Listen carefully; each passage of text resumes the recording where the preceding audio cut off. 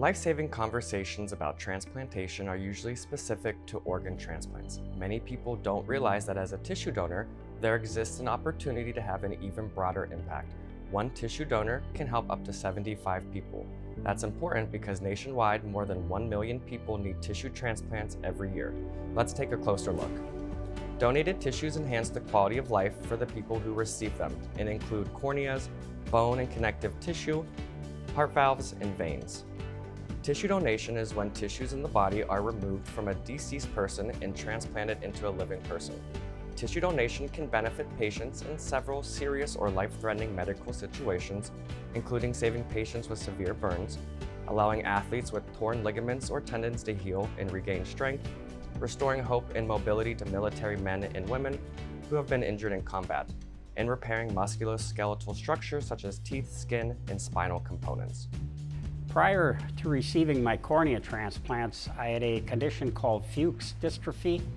It's a degenerative condition of the corneas that they don't know a whole lot about. There is no cure.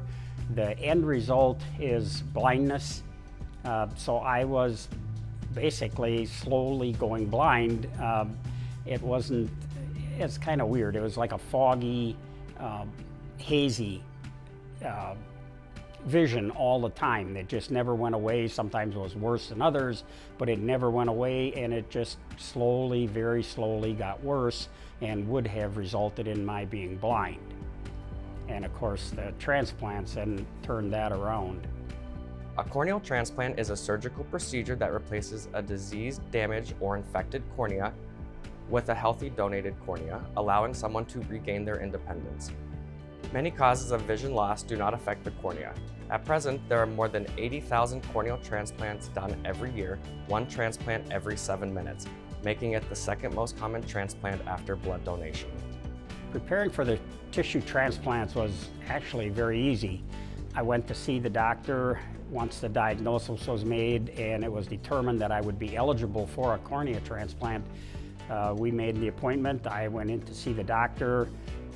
It took longer for all the prep work. They had to do the shots and all the preparation than it actually did for the surgery. I think the surgery was like an hour for the cornea transplant. So it's a very simple process. Really not much to it. You go in, they put in a new transplant or a new cornea, and you come back out an hour later. You can't see, at least in my case, the kind of transplant. You can't see for a day or two, but that slowly goes away, and now everything is good. The decision to use an organ for transplant is based on strict medical criteria, whereas almost anyone can be a tissue donor. At the time of your death, medical professionals will determine if you are able to donate, so don't rule yourself out. Donors upward of age 100 have saved and healed lives through the gift of tissue donation.